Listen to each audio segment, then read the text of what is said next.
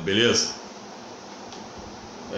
Dia 26 agora de junho de 2020, o presidente Jair Bolsonaro inaugurou lá o trecho, o tramo norte do Rio São Francisco, da transposição do Rio São Francisco, chegando então ao estado do Ceará. Nós vamos tentar falar em 2 ou 3 vídeos, no máximo, sobre esse projeto de transposição, falar algumas coisas sobre a área do sertão nordestino, que não abrange apenas o Nordeste brasileiro e também não abrange todos os estados do Nordeste, isso é importante. E nós vamos tentar falar aí uma situação que dê para se fazer algo mais, como eu posso dizer, de maior amplitude, não só da transposição em si, mas dos fatores. Então nós vamos começar a primeira parte do nosso vídeo falando o seguinte, falando sobre a questão, transposição do São Francisco, Rio São Francisco, o semiárido. Então vamos começar por algumas situações que vocês colocam em provas muitas vezes e que estão errôneas. Primeira situação: o sertão não é um deserto, hein? Cuidado com esse mito. O sertão não é um deserto. Muitas vezes você vê a imprensa falando sobre isso. Mas, professor, o pessoal fala sobre um processo chamado de desertificação ecológica, correto? Só que a desertificação ecológica, ela acontece geralmente em climas áridos e semiáridos. E a arenização em climas tropicais e temperados. Lembrando que estes processos em si não modificam a precipitação pluviométrica, que são as chuvas e as temperaturas. Isso refere-se principalmente no que concerne ao que? A plantação, as vegetações, a agricultura e etc. Então torna-se muitas vezes o solo naquelas regiões improdutivos, como acontece na região sul com o processo de arenização, que é um processo natural, acelerado pela ocupação antrópica, e também no sertão nordestino. Outra coisa, nós vemos muito gente falar assim, no sertão não chove. Não é isso. O sertão tem chuvas escassas. Tá, professor, o que são chuvas escassas? Poucas chuvas. E são mal distribuídas. Como assim, professor? Distribuídas em poucos meses do ano. Então cuidado com isso. Então o sertão, outra situação. O sertão não é um sertão só. O sertão tem áreas extremamente úmidas que fazem parte desse bioma caatinga. Vou dar um exemplo clássico. Se um dia você for nesta área aqui, esta área aqui, é claro, estamos aqui tentando fazer aqui, é a Serra da Ibiapaba, ou Serra Grande. Quando você lê as obras de José de Alencar, Iracema, a bica do Ipu é ali. Mas eu vou pegar o caso que eu, num vídeo, esqueci de falar de uma cidade importantíssima dentro da Serra da Ibiapaba, falei de Tianguá, São Benedito, Ibiapina, Viçosa e Guaraciaba do Norte, e esqueci de falar de Ubajara. Ubajara, que tem um parque nacional chamado Parque Nacional do Ubajara, cujas chuvas, ou seja, cujo índice pluviométrico naquela área chega em Ubajara a mais de 1.800 milímetros por ano, ou seja, 1.800 litros de água por metro quadrado no ano. Isso, para quem não sabe, é índice de chuva de clima tropical úmido praticamente. Então o sertão tem áreas que são chamadas, isso você sabe bem, de brejos. A Serra da Ibiapaba é um brejo. Nesta região do número 5 é outro brejo famoso, o famoso Vale do Cariri. devido à conformação do Planalto da Borborema, as massas úmidas adentram aquele vale, onde você tem duas cidades importantes, Juazeiro do Norte e Crato. E é lá que acontece, depois da revolta do Juazeiro, o padre Cícero, que por muito tempo era além de ser um padre daquela região, era um indivíduo político que tinha uma grande influência no Nordeste brasileiro. Então veja bem que o sertão não é totalmente seco, tá? Cuidado com isso. Inclusive, só para você ter noção, o sertão, você tem mais chuvas, por exemplo, em tese, do que o clima mediterrâneo na Europa, por exemplo. Entretanto, o que acontece? As chuvas do sertão, elas concentram-se em poucos meses, e muitos meses elas chegam a um índice praticamente de zero, quando o seu professor de geografia coloca o climograma, que é um dos mais fáceis de você acertar.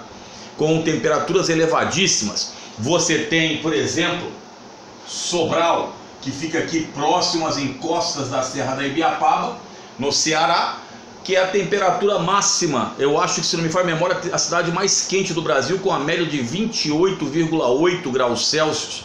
Isso de média é muito elevado, tá? E temos locais que são muito quentes, como por exemplo aqui na Bahia, que eu coloquei aqui.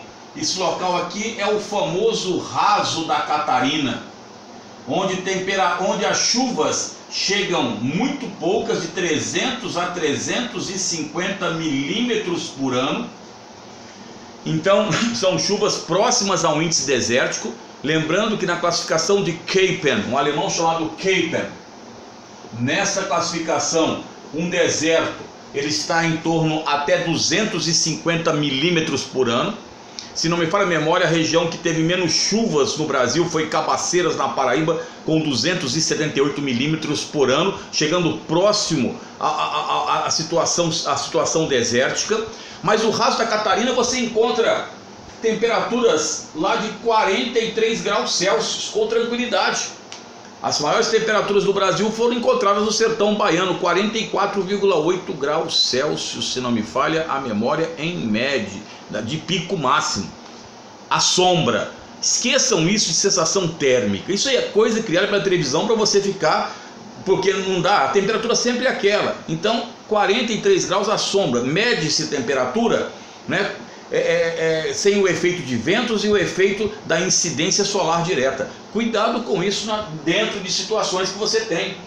Então esse Raso da Catarina, para quem não sabe, uma vegetação, não é? O solo muito arenoso, profundo, mas muito seco, não é? Raso porque é uma planície. Catarina era o nome da mulher, que segundo consta, é uma área de quase 40 mil quilômetros quadrados, uma mulher que tinha uma fazenda chamada Catarina, e aí a fazenda, né? A mulher chamava-se Catarina, e aí a fazenda foi atacada por uma nuvem de gafanhotos lá que deixou na miséria. Olha, e todo mundo preocupado agora com a nuvem de gafanhotos que chegaria ao Brasil, mas pouco preocupados com as nuvens de gafanhotos ou de outras situações que acontecem no Nordeste brasileiro.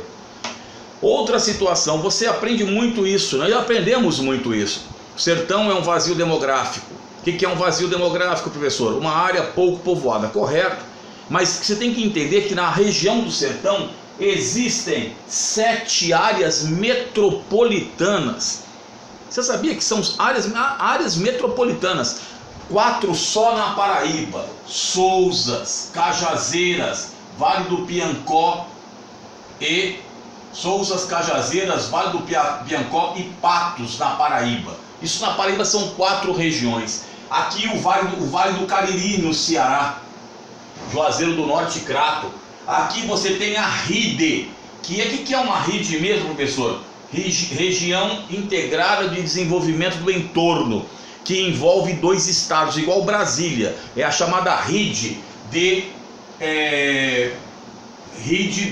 Petrolina Juazeiro, né? Mais ou menos aqui. A RIDE de Petrolina Juazeiro na Bahia, Petrolina em Pernambuco. E você tem Fortaleza, que é chamada da metrópole do sertão. Então 7 regiões metropolitanas do sertão. Colocamos isso porque cria-se um estereótipo do sertanejo. Outra situação que se cria, que o problema é a seca no sertão. A seca, meu filho, ela é um fenômeno cíclico. Então eu sempre falo aos meus alunos a seguinte situação: se lugar seco fosse, a seca por si só fosse motivo de repulsa, ninguém estaria brigando por aquela terra lá em Israel, porque lá é desértico. Mas nem seria desértico, tem ali aquela artéria do Rio Jordão. Então veja, a seca, ela é um fenômeno cíclico. Se é um fenômeno cíclico, deveria ter se inventado já meios de combater esta situação para não trazer a miserabilidade no sertão. E tem aquela famosa frase que já falamos umas 1500 vezes, que já cai em vestibulares: o problema do sertão não é a seca. Isso já falamos 1000 vezes. É a cerca, ou seja, a concentração fundiária. Você sabe que o sertão surgiu ali a gênese de grandes propriedades de pecuária extensiva bovina, depois que partem da zona da mata, né? O governo português, porque o gado quebrava ali as cercas e ia para os canaviais e arrebentava, determina que o gado fique cada vez mais distante.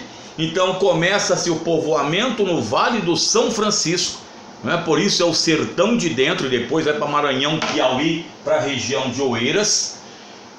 Então nós temos essa questão da pecuária e depois do algodão. Lembrando a vocês, por exemplo, que uma grande tentativa de industrialização foi feita por um indivíduo chamado Delmiro Gouveia, né? Coronel Delmiro Gouveia, que nós aconselhamos. Tem até um filme com Rubens de Falco que fala sobre isso, e esse filme inclusive existe em secretarias, delegacias de ensino. Um filme muito bem feito sobre a vida de Delmiro Gouveia e a tentativa de industrialização no sertão. Bom, o sertão, os estereótipos. Então o sertão, na realidade, ele torna-se o quê? Ele torna-se uma área repulsiva, né? Graças a este processo, a economia não cresce à medida que cresce a população. Professor, a gente aprende sempre na escola que o fator importante do sertão é o Planalto da Borborema, então, que vai fazer o sertão. Não é bem assim só. Existem fatores de circulação atmosférica que vão formar o sertão. Na realidade, o sertão, ele é uma depressão interplanáutica. Aqui você tem a zona da mata, aqui o Planalto da Borborema, aqui você tem a depressão sertaneja e aqui o complexo da Serra da Ibiapaba e Serra Grande, que também delimitam aqui. E aqui começa a região dos cocais. Aqui oeste, aqui leste, meu filho. Então o sertão fica nesta área aqui. Clima semiárido. E o semiárido, né? Semiárido, chuvas, já falei para isso, chuvas escassas e mal distribuídas. Além disso, você tem então o Planalto da Borborema, para quem não sabe, ele fica mais ou menos aqui, ó. Mais ou menos aqui. Mas se o Planalto por si só impedisse a entrada de massas de ar, São Paulo era para ter um clima muito mais seco do que tem. Em São Paulo chove, meu amigo. Primeiro uma situação, outra situação. As massas frias dificilmente adentram aqui. As massas frias, quando você pega, por exemplo, a famosa massa polar atlântica, e aqui faz de conta que é a América do Sul, ela sai daqui, ela entra aqui no Brasil, vem até aqui. Daqui ela parte aqui para o litoral e depois ela consegue chegar até a Amazônia, mas ela não chega ali na região sertaneja. Se não me falha a memória, há poucos anos atrás aconteceu, né, um fenômeno climático que atingiram ali grandes proporções de chuva no sertão alagoano, e o pessoal ficou assim assustado, porque nunca tinha visto enchente na vida. Então esse também, as massas não chegam. E outra, nós temos outra situação também, filhão, que é a seguinte: aqui o sertão está próximo à zona equatorial. Aqui é a linha do Equador, 0 grau, né? Aqui forma-se a ZCIT, zona de convergência intertropical, que ela varia de 5 a 10 graus de latitude.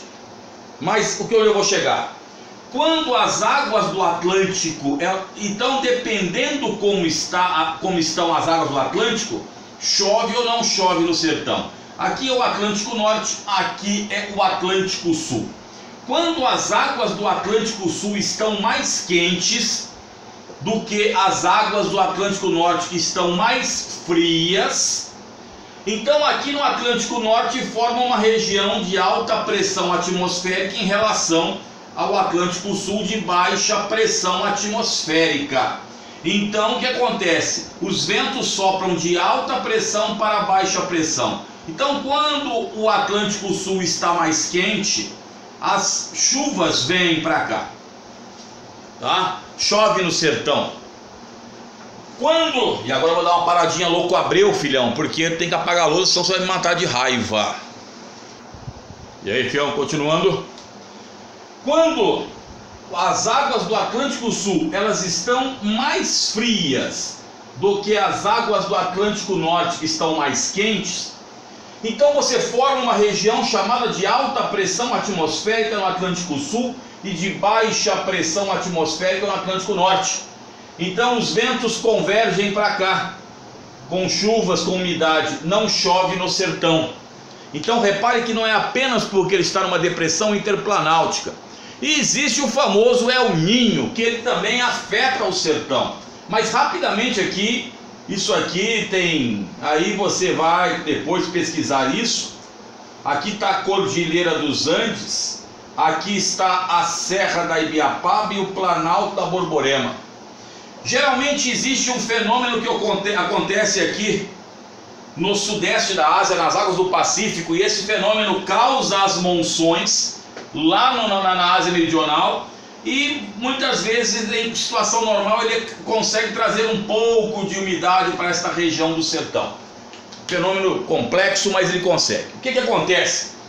Quando você tem a atuação do El Niño aqui, o El Niño, você sabe, o aquecimento anormal das águas do Pacífico na altura do litoral peruano. O que acontece? Este fenômeno aqui vai deixar a sua umidade aqui, ele parte aqui, vai deixando uma certa umidade também aqui, nessa região, depois ele vai descendo, essa massa vem descendo cada vez mais seca e fica estacionada aqui no sertão, impedindo a entrada de umidade. Então o El Niño pode ser um dos fenômenos também que trazem o que nós chamamos as secas do sertão. Isso para você entender rapidamente que o sertão, a dinâmica de massas de ar, ela é altamente complexa. Não é como a gente aprende em escola tão fácil, MPA, MTA, isso é fácil. Só no Brasil são 14 massas de ar, filhão. Tá ligado? 14 que tem influências diversas. As massas e correntes marítimas, elas têm influência que o homem ainda desconhece. O clima não é algo matemático, 2 mais 2 igual a 4. É algo realmente muito complexo. Tanto é que as grandes potências, elas investigam sobremaneira como controlar o clima. Quem controlar o clima de uma região, controla praticamente tudo, porque controla chuvas, secas e pode levar à fome. E outra coisa, para terminarmos aqui, para depois falarmos sobre São Francisco e a apropriação desse espaço. Esta área aqui é chamada de Polígono das Secas, esta área aqui em azul, que chove até 800 milímetros por ano.